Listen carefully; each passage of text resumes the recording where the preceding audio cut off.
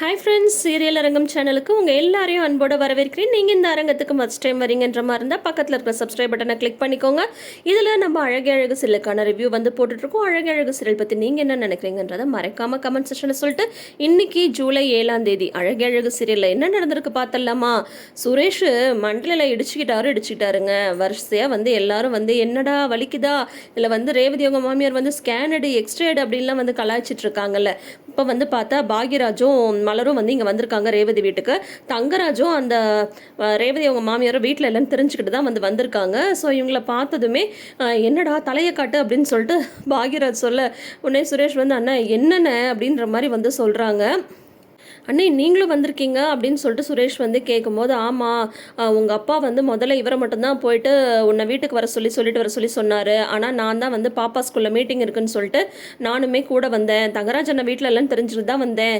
தயவு செஞ்சு நீ மட்டும் சொல்லிடாதடா அத்தை மாமாட்டா அப்படின்ற மாதிரி மலர் சொல்கிறாங்க. இல்லை நான் சொல்ல மாட்டேன் அப்படின்னு சொல்கிறாங்க. அப்படி என்ன தாண்டா நடந்தது, ஏன்டா இந்த மாதிரி அடிபட்டிருக்கு அப்படின்னு சொல்லிட்டு சொல்கிறாங்க. போதும் எல்லாரும் திரும்ப இதை பற்றியே கேட்டிங்கன்னா நான் எழுந்து போயிடுவேன் அப்படின்றாரு சுரேஷ். அதுக்கப்புறம் வந்து பார்த்தா ரேவதி வந்து காஃபி போட்டுருவா டீ போட்டுறோம் அப்படின்றாங்க.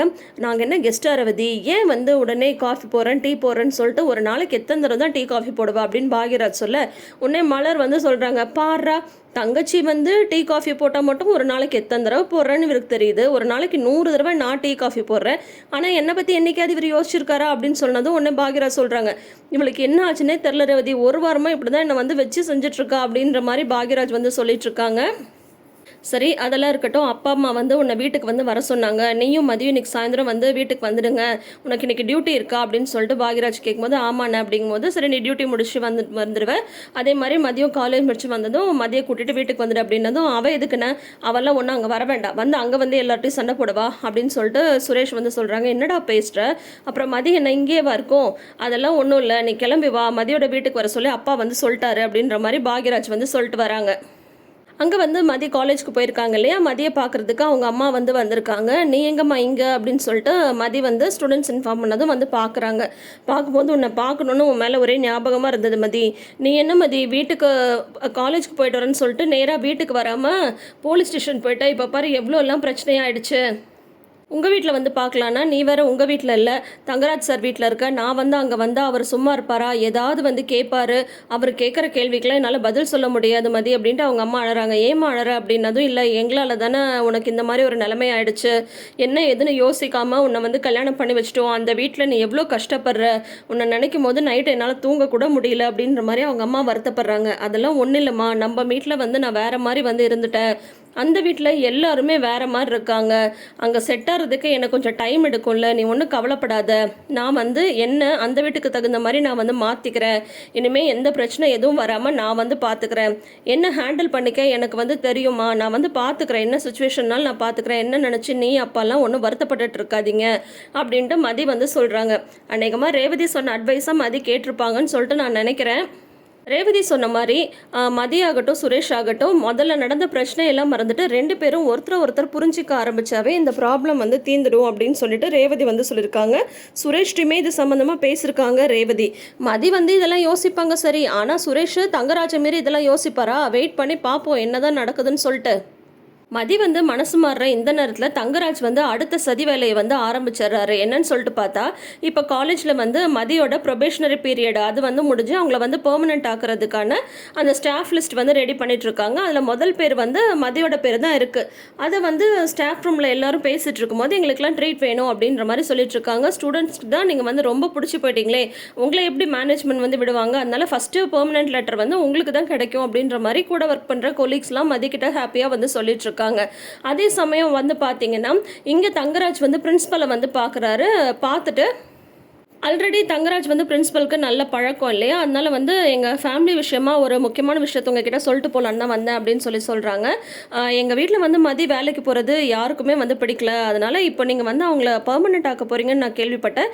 அந்த ஆர்டரை கொஞ்சம் அப்படியே நிப்பாட்டி வைங்க, அவங்களுக்கு வந்து அந்த பெர்மனெண்ட் ஆர்டர்லாம் வேண்டாம், மதி வந்து இன்னும் கொஞ்சம் நாளில் வந்து வேலையிலேருந்து விட்டுருவாங்க, அப்போ அந்த வேலை வந்து வேறு யாருக்காவது போகலாம்ல, அதனால் நீங்கள் வந்து அதை நிப்பாட்டி வைங்க அப்படின்னு சொல்லும்போது பிரின்சிபல் வந்து சொல்கிறாங்க, மதி வந்து நல்ல டேலண்டான ஒரு ஒரு ஸ்டாஃபு அவங்கள எப்படி எங்களோட இன்ஸ்டியூட் வந்து எப்படி இழக்கும் அப்படின்ற மாதிரி அவங்க வந்து சொல்கிறாங்க. கரெக்டு தான், மதிக்கு வந்து நிறைய டேலண்ட்லாம் இருக்குதான். ஆனால் ஃபேமிலியில் நிறைய இஷ்யூஸ் இருக்கே, அது எல்லாத்தையும் சரி பண்ணாதானே பரவாயில்ல. ஒரு பொண்ணுக்கு ஃபேமிலி முக்கியமா இல்லை ஜாப் முக்கியமா? ஃபேமிலி தானே முக்கியம். அதனால தான் இது சம்மந்தமாக வந்து உங்ககிட்ட பேசிட்டு போகிறதுக்கு நானே வந்து வந்திருக்கேன். அந்த ப்ராப்ளம்லாம் முடியட்டும், அதுக்கப்புறம் வேணால் கூட மதி வந்து வேலைக்கு போகிறத பற்றி யோசிக்கலாம். அதனால் இப்போ நீங்கள் மதிக்கு வந்து அந்த பெர்மனெண்ட் ஆர்டர் லெட்டர்லாம் வந்து கொடுக்காதீங்க அப்படின்ற மாதிரி வந்து பிரச்சனை பண்ணி விட்டுறாரு தங்கராஜ். ஸோ பிரின்ஸிபல் வந்து இவரோட இந்த பேச்சை கேட்பாங்களா, இல்லை மதியோட டேலண்ட்டை மிஸ் பண்ணக்கூடாதுன்றதுக்காக மதிக்கு வந்து பெர்மனெண்ட் ஆர்டர் கிடைக்குமா? நீங்கள் என்ன நினைக்கிறீங்கன்றது மறக்காமல் கமெண்ட் செஷனில் சொல்லுங்கள். இதுக்கப்புறம் வந்து பாக்யராஜ் பார்த்தா அவர் வந்து ஆஃபீஸ் போயிடுறாரு. மலர் வந்து வீட்டுக்கு வந்துடுறாங்க. வீட்டுக்கு வந்த மலர் வந்து அவங்க அம்மாட்ட ஃபோன் பேசிகிட்டு இருக்காங்க. அவங்க அம்மா வந்து மலரோட தம்பிக்கு பொண்ணு பார்க்குற விஷயமா பேசிகிட்டு இருக்காங்க.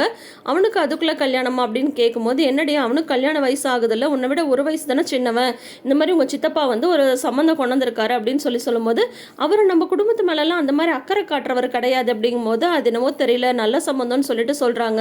அதனால் நம்ம போய் பொண்ணு பார்த்துட்டு வரலாம் அப்படின்னு வந்து, கார்த்திக் இந்த கல்யாணத்தில் ஓகேவா அப்படின்னு சொல்லிட்டு மலர் வந்து கேட்க, உடனே அவங்க என்ன சொல்கிறாங்க, இல்லை அவனுக்கு வந்து கல்யாணம் வேணான்னு தான் சொல்கிறான், ஆனால் எத்தனை நாள் வந்து இப்படியே இருக்க முடியும், அவனுக்கும் கல்யாணம் பண்ணணும் தானே அப்படின்ற மாதிரி அவங்க அம்மா பேசிட்டு இருக்காங்க. மலர் வந்து சந்தோஷமாக ஃபோன் பேசிட்டு இருக்கிறத அவங்க மாமனார் மாமியாரால் பார்க்க முடியல. ரொம்ப நேரமாக ஃபோன் பேசிட்டு இருக்கா, வீட்டு வேலைலாம் அப்படி இப்படியே கிடக்குது, அப்படி என்ன தான் பேசுகிறாளோ அப்படின்ற மாதிரி. மலரே தண்ணி கொண்டா அப்படின்னு சொல்ல, சரி சரி அம்மா மாமியார் கூப்பிட்றாங்க நான் ஃபோனை வைக்கிறேன் அப்படின்ட்டு ஃபோனை வச்சுட்டு போயிடுறாங்க. மலர் தண்ணி கொண்டு போய் கொடுத்தா, என்ன ரொம்ப நேரமாக யார்ட்டையோ பேசிட்டு இருந்தேன் அப்படின்னா அம்மா தான் பேசினாங்க அப்படின்றாங்க. உங்கள் அம்மா பேசினாங்களா? சந்தோஷமாக பேசிட்டு இருந்தேன், ஏதோ நல்ல விஷயம்லாம் சொல்லிட்டு இருந்தேன் அப்படின்னா தான், ஆமாம் இந்த மாதிரி கார்த்திக் வந்து பொண்ணு பார்க்க போகிறாங்களாம், அதுக்கு சம்மந்தமாக பேசிட்டு இருந்தாங்க அப்படின்னு சொல்லும்போது, ஆஹா அப்படியா, நல்ல வேலை எங்கே வந்து ஸ்ருதியை இது நீங்கள்லாம் பொண்ணு கேட்டுருவீங்களோன்னு நினச்சேன். உங்கள் தம்பிக்கு வேறு இடத்துல பொண்ணு பார்க்குறது தான் நல்லது. பெரிய இடமா பார்த்து சம்மந்தம் பண்ணிட்டா நீங்கள் அப்படியே செட்டில் ஆகிடலான்னு சொல்லிட்டு நினைக்கிறீங்களா? உங்கள் வசதிக்கு தகுந்த மாதிரி இடம் பாருங்கள், அதுதான் பரவாயில்ல அப்படின்ற மாதிரி மலரை வந்து குத்தி காட்டி பேசிகிட்டு இருக்காங்க அவங்க மாமியார். அவங்க மாமனாரும் வந்து பார்த்தா, ஆமாம் என்னன்னா பர்மனெண்ட்டாக வந்து கவர்மெண்ட் வேலைக்கு போகிற பொண்ணை பார்த்தாலும் பார்ப்பாங்க, அவனோட வசதிக்கு தகுந்த மாதிரி வந்து பொண்ணு பாருங்கள், அதுதான் உங்களுக்குலாம் சரிப்பட்டு வரும், எல்லாருக்கும் வந்து கவர்மெண்ட் வேலை பார்க்குற மாப்பிள்ளையே கிடச்சிடுமா அப்படின்ற மாதிரி வந்து சொல்லிட்டு இருக்காரு ராகவன். அதாவது மலர் வந்து சந்தோஷமாக இருக்கக்கூடாது, யார் கூடயும் சந்தோஷமாக பேசக்கூடாது, மலர் வீட்டில் சந்தோஷமான ஒரு விஷயம் வந்து நடக்கக்கூடாது. எப்போ பார்த்தாலும் தண்ணி முதற்கொண்டு, ஃபோன் சார்ஜ் போடுறது முதற்கொண்டு, டிவி ஆன் பண்ணுறது முதற்கொண்டு, ஃபேன் போடுறது முதற்கொண்டு இவங்களுக்கு தான் எல்லா வேலையும் செஞ்சுட்ருக்கணும். இப்போ பார்த்தா கார்த்திக்கு கல்யாணம் அப்படின்னதும் அதுவும் இவங்களால வந்து பொறுத்துக்க முடியல. இந்த மாதிரியான ஒரு நெகட்டிவிட்டி இருக்கிற வீட்டிலலாம் எப்பேற்பட்ட பாசிட்டிவிட்டி இருக்கிற ஒரு பொண்ணாலையும் வந்து சமாளித்து நடக்கிறது ரொம்ப ரொம்ப கஷ்டன்றது என்னோட கருத்து. நீங்கள் என்ன நினைக்கிறீங்கன்றதை மறக்காமல் கமெண்ட் செக்ஷனில் சொல்லுங்கள். இன்றைக்கி இந்த சீரியல் இதுதான் நடந்திருக்கு. உங்களுக்கு பிடிச்சிருந்தா இந்த வீடியோக்கு ஒரு லைக் கொடுங்க. நம்மளுடைய சீரியல் அரங்கம் சேனல்ல வேற எந்த சீரியலுக்கான ரிவ்யூ வந்து போடலான்றதை மறக்காம கமெண்ட் செக்ஷன்ல வந்து சொல்லுங்க. ஒன்னா இருக்க கத்துக்கணும்க்கு இந்த சேனல்ல ரிவ்யூ போடலாம் நான் வந்து நினைச்சிட்டு இருக்கேன். உங்களுக்கு ஓகேன்ற மாதிரி இருந்தா நீங்க வந்து அதையும் கமெண்ட் செக்ஷன்ல எனக்கு தெரியப்படுத்துங்க. அப்பதான் வந்து மேற்கொண்டு நான் வந்து அதுக்கான வீடியோவை ரெடி பண்ணி உங்களுக்காக நான் வந்து அப்லோட் பண்றேன். நீங்க இன்னும் நம்ம சேனலை சப்ஸ்கிரைப் பண்ணலன்ற மாதிரி இருந்தா சேனலை சப்ஸ்கிரைப் பண்ணிக்கோங்க. நோட்டிஃபிகேஷன் பெல் ஐகான்ல ஆல் சிம்பிள் கிளிக் பண்ணிக்கோங்க. சேனல்ல நிறைய பேர் வீடியோஸ் பார்க்குறீங்க, ஆனால் சப்ஸ்கிரைப் பண்ணாமல் பார்த்துட்டு இருக்கீங்க. நீங்க சப்ஸ்கிரைப் பண்ற போது நம்ம சேனல் வந்து நிறைய பேருக்கு ரெக்கமெண்டேஷன்ல போகும். நம்ம சேனலோட வளர்ச்சிக்கு அது ரொம்பவே ஹெல்ப்ஃபுல்லா இருக்கும். அதனால சப்ஸ்கிரைப் பண்ணுங்க. தேங்க்யூ.